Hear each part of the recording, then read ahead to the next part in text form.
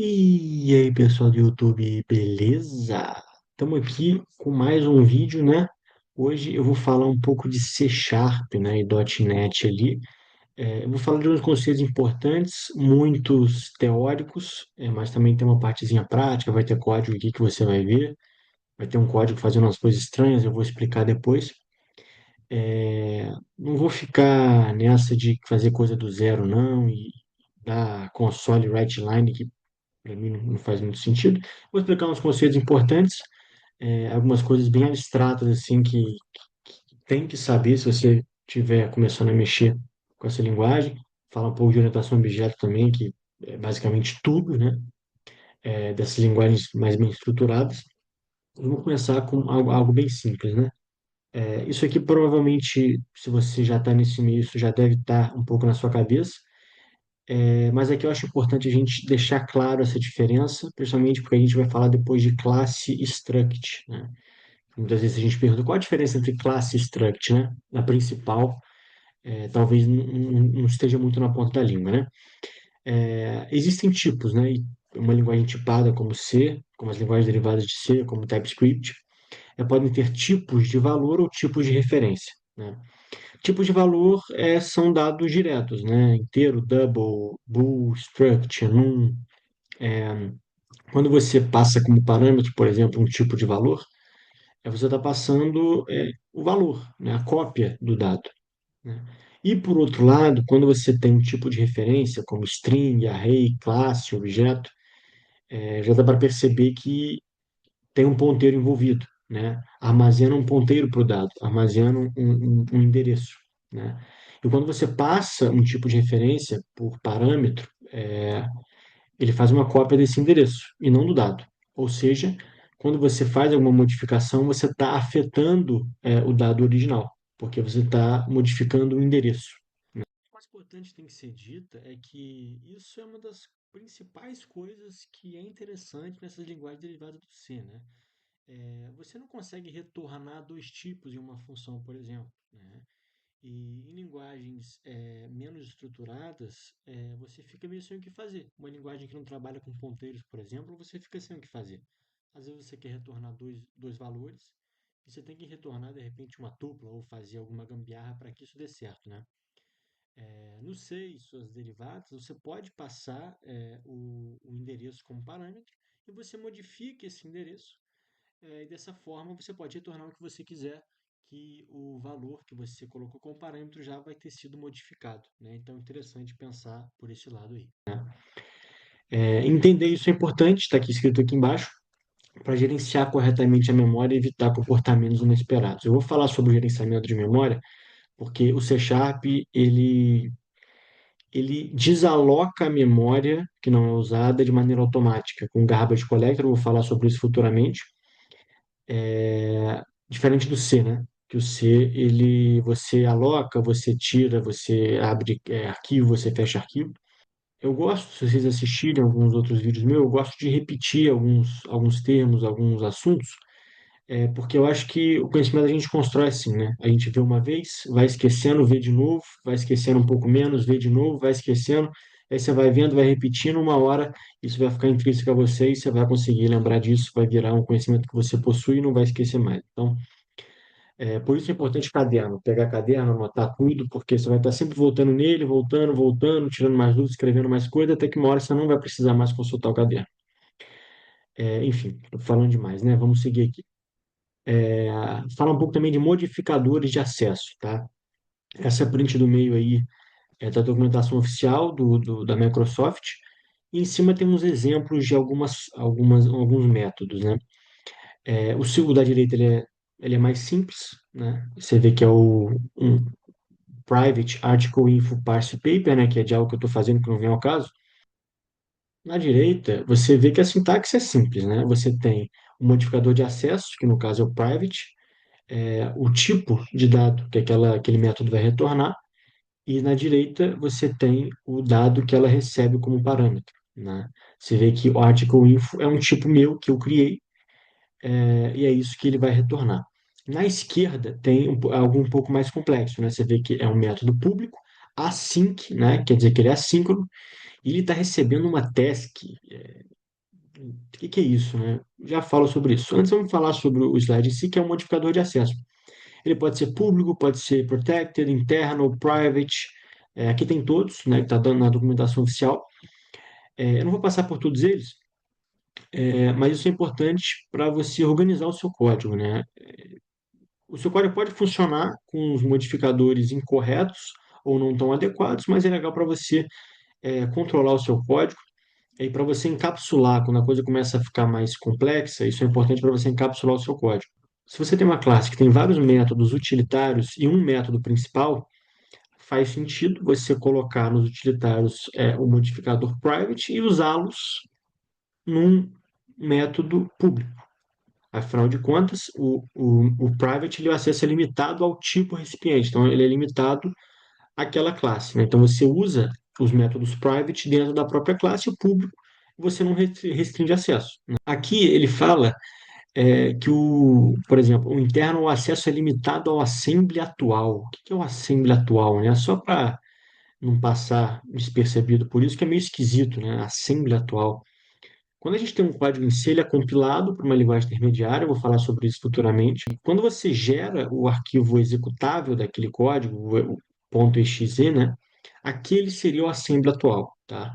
Ou seja, no contexto do .NET, isso é tudo .NET, um assembly é basicamente um arquivo compilado que contém o seu código, tá?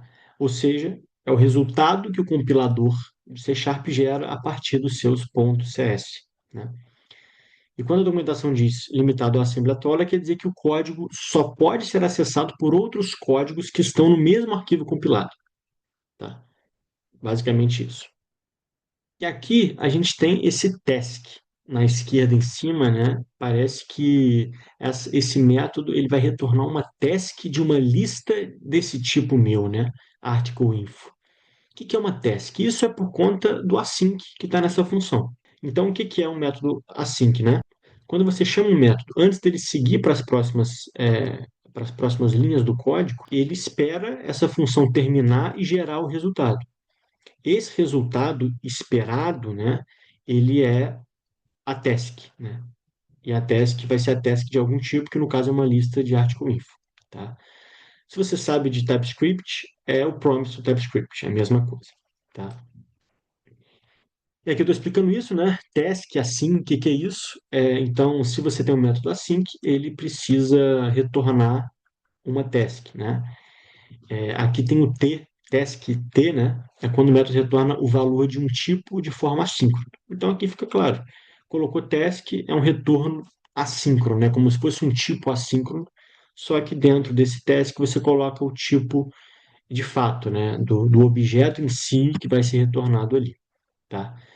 E o T ele é muito usado quando você não tem algum tipo específico, né? Como se fosse um N da vida. E aqui a gente pode diferenciar finalmente um pouco o struct de class, né? Tem uma confusão às vezes, struct, interface, class, qual a diferença exata, né? A classe ela é um tipo de referência e o struct é um tipo de valor, como a gente viu lá no começo, né? A struct ela é mais leve, ela é mais simples, ela não vai dizer como fazer as coisas. E por outro lado, a class ela fala como fazer as coisas e dentro da class tem as regras do negócio, né? No struct você não vai colocar regra de negócio nenhum, né? O struct é um tipo de dado. Eu tenho o tipo int, eu tenho o tipo float, eu tenho o tipo string, eu tenho o tipo struct. Só que no caso, struct é um tipo de valor e string, por exemplo, seria um tipo de referência. A classe é um tipo de referência, como a gente viu lá no começo. E também é interessante ter esse slide para diferenciar a interface também de uma struct, né? Aqui na direita tem um exemplo de uma interface e de uma implementação concreta dessa interface, né? Então você vê que a interface ela diz o que fazer e a classe diz como fazer, né? A interface ela fala que a classe que implementar essa interface ela vai ter o método processar. E lá na classe em si, pagamento, service, você fala o que essa processar vai fazer. É basicamente isso. E aqui nesse exemplo tem uma classe concreta implementando o contrato que uma abstract, implementando o contrato que uma interface cria, né? Enfim, então aqui fica a diferença, né? Uma struct é um tipo de valor, ele é simples, ele é leve para estruturas pequenas. A classe é um tipo de referência que guarda regras do negócio, guarda o que e como fazer, né? Ela é mais completa, ela é mais complexa, é ideal para objetos complexos e que podem modificar, né? A interface ela vai definir um contrato para essa classe, tá? Definindo o que ela vai fazer. Então, é basicamente essa a diferença. Bom, e aqui é importante a gente falar sobre ciclos de vida de serviços e injeção de dependência. Eu já fiz alguns vídeos sobre Solid, sobre boas práticas, e eu cito injeção de dependência e alguns outros conceitos importantes. Então, fica aí o vídeo para você assistir. Eu acho que injeção de dependência é algo que tem que estar bem afiado para a gente seguir daqui, né? Só para fazer um resumo básico, basicamente, quando a gente cria um novo serviço que usa outros serviços, eu não vou instanciar esse outro serviço dentro desse novo serviço. Eu vou dizer que eu vou usar algum serviço novo, e quando eu for usar ele de fato, aí eu vou injetar o serviço dentro desse outro. Acho que deu para ficar claro, né? Então, o serviço A quer usar o B, eu não vou instanciar o B dentro do A. Eu vou declarar ele e quando eu usar ele de fato, aí eu injeto o B no serviço A, no serviço número um, tá? E dentro do C Sharp existe o que a gente chama de container de injeção de dependência, né? Que eu vou falar sobre ele um pouco mais para frente, mas ele toma algumas decisões para mim para administrar as minhas instâncias, né? Então, a partir desse container de injeção de dependência, eu digo quanto tempo ela vai viver e quando ela será recriada, né? E aqui em ciclo de vida existem três, né? O transient, o scoped e o singleton, né? Basicamente, o singleton diz que eu vou instanciar o serviço uma única vez para toda a aplicação. O transient, que é o primeiro, toda vez que ele é solicitado, eu crio uma nova instância, né? Então, a cada new pedido pelo container, então se eu dou um new service, ele vai criar essa instância. O scope é por escopo, né? Ele vai criar essa instância por escopo. E aí eu coloquei, é meio abstrato esse escopo, né? O que é esse escopo? E aí eu dei um exemplo, né? Eu faço uma requisição, e dentro dessa requisição tem um controller que pede o meu serviço uma vez, um outro controller que pede outra vez, um outro que pede. Eu não vou ter três serviços, né? Nesse caso do exemplo aí, eu não vou ter dois serviços, né? Porque ele é scoped, então eu teria um só, um por requisição, um por escopo, tá? Se eu tivesse esse exemplo da direita e fosse transient, aí eu teria duas instâncias, né? Mas não é o caso. E detalhe, eles são destruídos, né? Então eles são criados e eles são destruídos de maneira automática pelo garbage collector que eu citei no começo. Estou citando de novo, vou falar futuramente sobre ele, né? Então você vê que as coisas se repetem, as coisas estão interligadas, né? O singleton ele só finaliza, ele só encerra, destrói a instância quando a aplicação para, o scope quando acaba a requisição, como está no exemplo, e o transit após o uso imediato, tá? E isso, como é que eu digo, né, que aquele serviço vai ter esse ciclo de vida? Eu vou pular aqui essa parte, porque aqui eu falo sobre isso, né? Esse código do início aqui, ele vai estar no meu main, no meu program.cs, e aqui eu vou estar dizendo, ó, esse serviço, nos serviços, eu vou estar adicionando transit ou scope para o meu serviço, e aí na direita eu coloco qual serviço é esse, tá? E aqui tem um detalhe, né? Nesse momento, além de eu definir o ciclo de vida, eu também estou definindo a implementação desse serviço, tá? E eu vou falar sobre isso mais para frente, mas eu já falei de implementação no slide anterior, tá? E além de Transit Scope de Singleton, tem um HTTP Client, né? Que ele registra o tipo e dá uma instância configurada de HTTP Client para ele, né?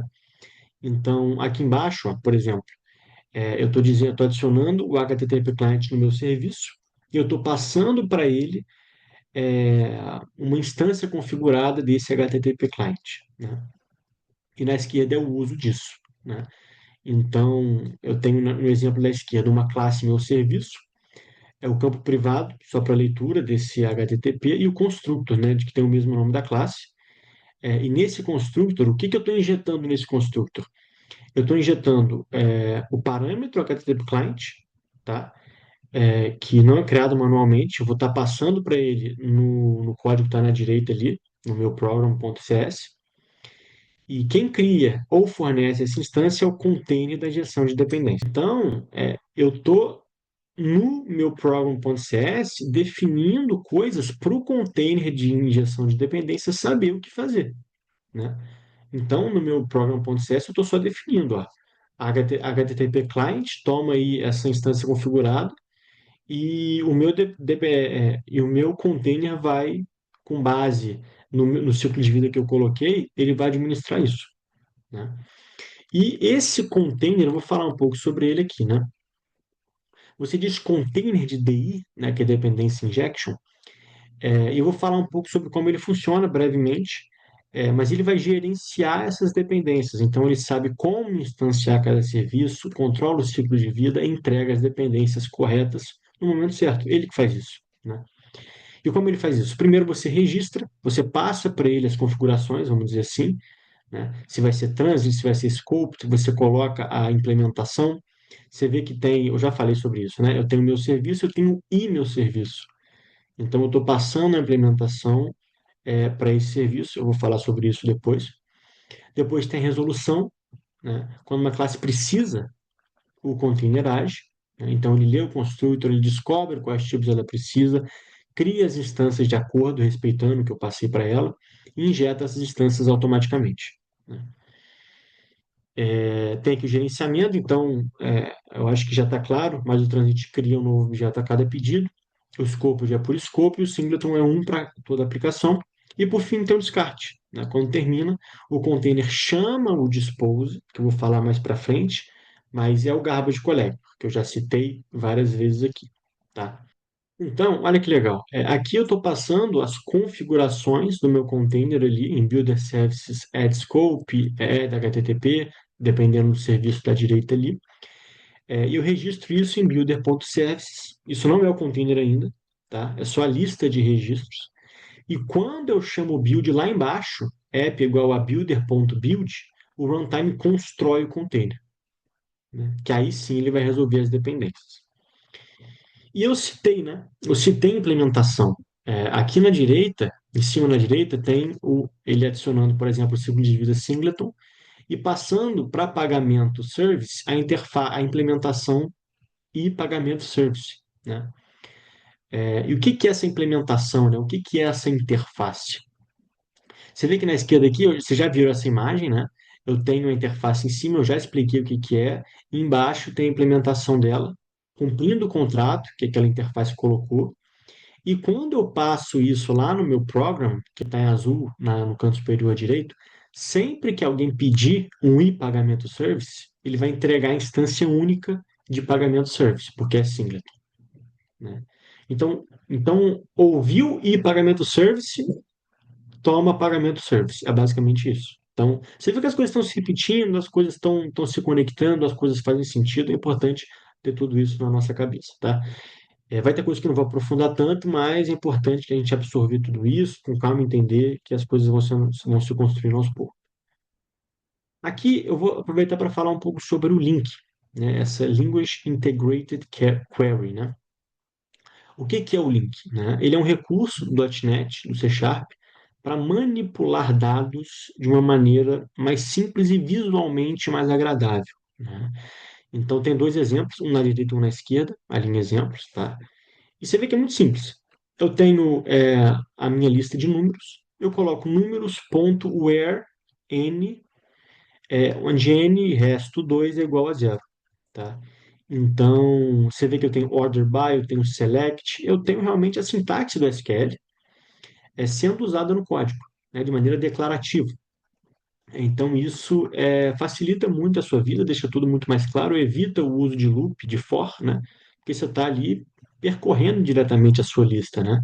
E evita que você coloque for atrás de for, loop atrás de loop, tá? E aqui eu vou usar esse assunto para fazer uma ponte, tá? para fazer uma ponte para o loop unrolling, e com essa ponte eu vou falar um pouco sobre compilação depois, tá? O que acontece? Quando eu tenho um for no meu código, pode ser, né, que o compilador faça o seguinte: pegue esse for, que tem, sei lá, o i de 1 até 100, e ele desenrola esse for repetindo o código 100 vezes, em vez de ter o for, né? O compilador faz isso e isso acaba otimizando o código, né? E aí você pensa, pô, o link ele tem loop aqui dentro, né? Então, existe esse desenrolar do compilador? A verdade é que eu não sei, tá? Exatamente como o compilador faz isso, quando ele faz isso, não sei como ele faz isso, tá? Inclusive é até interessante para fazer um vídeo sobre. Mas o loop unrolling é uma das otimizações que o compilador faz no momento final da compilação, tá? E aí a gente tenta fazer essa ponte. É uma das otimizações, tem várias outras, né? Para a pipeline de compilação de C Sharp. Isso é importante saber. Aqui no C Sharp, a gente tem, primeiro, o código-fonte, que é o código que é o seu código que você escreveu. Depois, esse código vai passar pelo compilador do C Sharp, que chama Roslyn, e esse compilador vai transformar o seu código-fonte num que a gente chama de IL, que é uma linguagem intermediária, né, mais os seus metadados. E depois dessa linguagem intermediária, que é a caixona aqui no meio, ela vai se transformar para o código assembly final, né, no código de máquina. Isso vai ser feito pelo JIT, que é um outro tipo de compilação, vamos colocar assim, que é o just in time, né? E aí ele vai transformar o IL para o código assembly em si, né, para o ponto .exe final. E aqui eu explico um pouquinho mais o que que é isso, né? Então a gente já tem mais dois nomes estranhos aqui, né? O CLR e o JIT. Vamos voltar? Lembra que eu falei que o JIT está transformando, é um outro tipo de compilação, está transformando o IL para o assembly? O CLR, ele atua aí também, né? Aqui está dizendo, um ambiente que carrega, verifica, executa e gerencia o código. Ou seja, quando você executa o seu programa, o CLR entra em cena, tá? E aí tem gerenciamento de memória, segurança de tipos, tem um garbage collection que eu citei. Então, repare que a gente tem um ambiente e a gente tem o tipo de compilação, né? Fazendo aí, transformando o IL para o assembly. E seguindo aqui, por fim, falando do garbage collector, que eu tanto citei aqui, né? Mas eu acho que já está dito, né? O que eu vou falar aqui. Ele é um mecanismo do .NET que libera automaticamente a memória. Então, você tem algo que não está referenciado, não está sendo usado na heap, ele vai lá e libera automaticamente, né? Na linguagem C, a gente aloca a memória dinamicamente quando a gente quer, a gente desaloga quando a gente quer, abre arquivo, fecha arquivo, isso tudo é manual, o usuário que faz, o programador que faz, né? Já o C Sharp, você consegue até decidir quando alocar, né? Quando você dá um new, alguma coisa, mas não quando liberar. Isso é 100% garbage collect, tá? E aí, aqui tem o funcionamento, que é simples. Ele só identifica o que não está sendo usado, o que não está mais acessível e libera essa memória ocupada.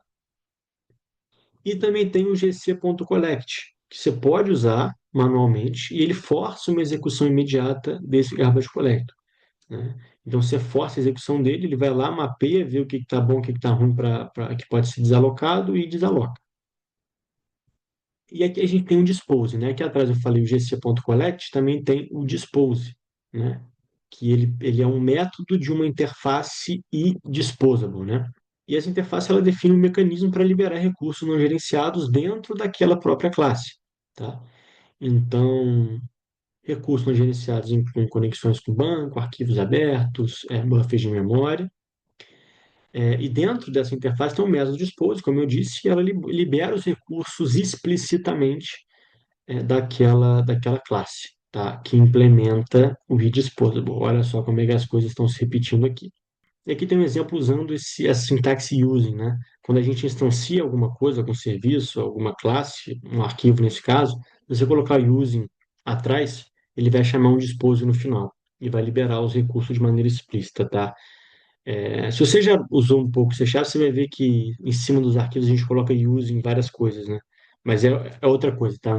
Não tem nada a ver isso, não. É só quando você usa esse use realmente em algo que você está instanciando ali, o dispose ele está implícito no final, certo? E por fim, a gente tem que falar de herança e polimorfismo, né?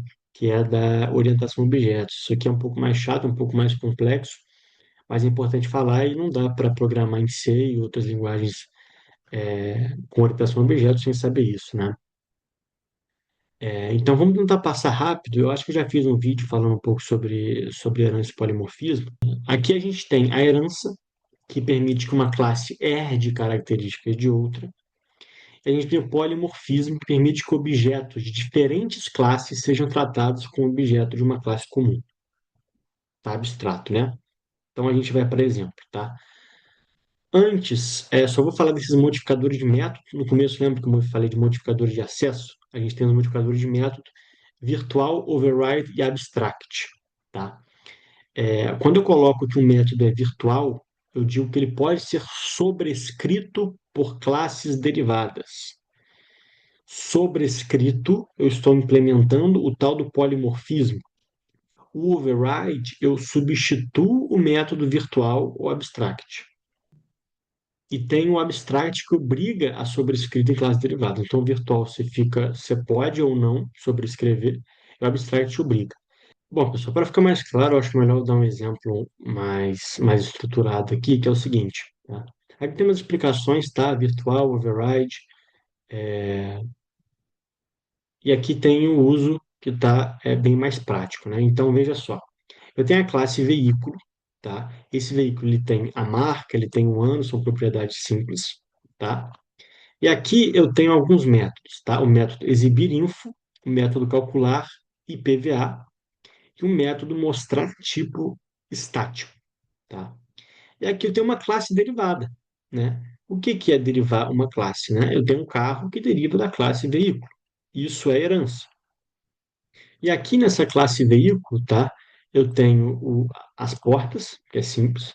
Aqui eu tenho um outro método, o outro método e um outro método. Repare que são métodos de mesmo nome que a classe pai, que é a classe veículo, né? Exibir info, calcular IPVA e mostrar tipo estático. É igual, tá? Só que o que acontece? Essa daqui ela é override, enquanto a da classe pai é virtual. Ó. São duas virtuais e a última é só void, né? Não tem virtual nem nada. Aqui eu coloco override, ou seja, ele vai substituir a versão virtual da base, né? Base seria o veículo da mãe. Então aqui eu chamo ela e eu dou um console write-line carro, né? Repare aqui, ó, veículo. Aqui não, aqui é carro. Então estou modificando. Isso aqui é string, tá? Não vai entrar nada aqui. Então estou realmente modificando o método da classe pai, né? Da classe base. O que está interessante, né? A gente pode colocar um sealed aqui, né? Então, é public sealed override void, né? Que ele vai meio que encerrar essas derivações, né? Que diz, ó, impedirá que uma classe que é de carro fizesse um novo override, né? Então, ele vai encerrar essa cadeia de overrides aqui. Se eu colocar abstract, o exibiria funcionaria também, tá? Só que aqui o override seria obrigatório, tá? Eu não poderia fazer isso. E repara aqui, ó, eu tenho um public new void mostrar tipo estático, né? E ele escreve uma coisa diferente do que ele escreveu aqui no começo, né? Veículo e não carro. Só que se ele fizer isso,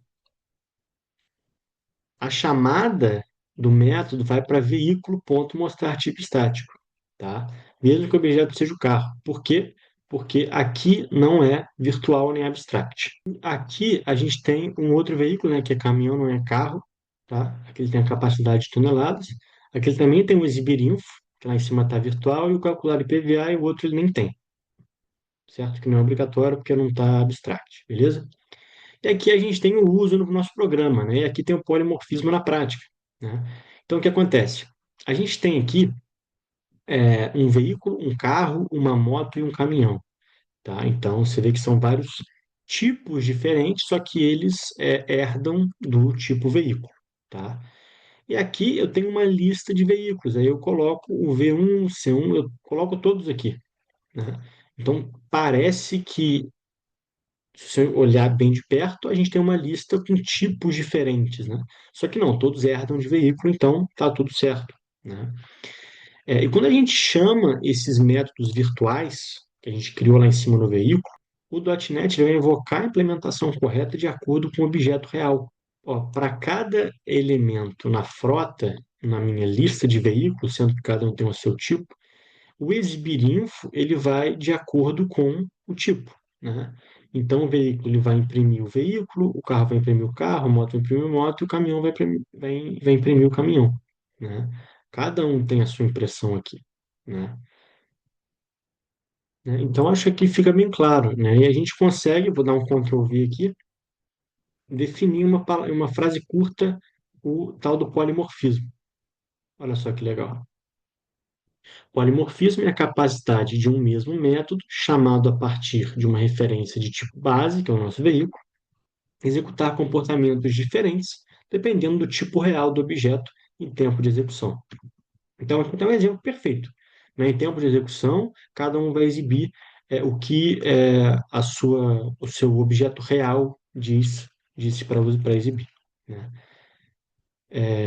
Aqui tem a diferença de override e shadowing, né? Eu acho que eu vou deixar na descrição aqui todo esse código, mas eu não vou entrar nesse mérito não, acho que aqui fica claro os conceitos de herança e polimorfismo. Vou encerrar o vídeo aqui mesmo, eu falei tudo, tá? Espero que tenham gostado, você vê que é bastante coisa para absorver e ainda não termina, ainda tem várias outras coisas para serem vistas, se acostumar com a sintaxe da linguagem, ver a documentação, perguntar para o ChatGPT, tudo isso para a linguagem entrar cada vez mais no seu vocabulário, vamos dizer assim, tá? Espero que tenham gostado, deixa o like aí para ajudar, se inscreva no canal, comente aí qualquer comentário, qualquer observação, qualquer crítica é super válida, tá? E é isso aí, beleza? Tamo junto, muito obrigado.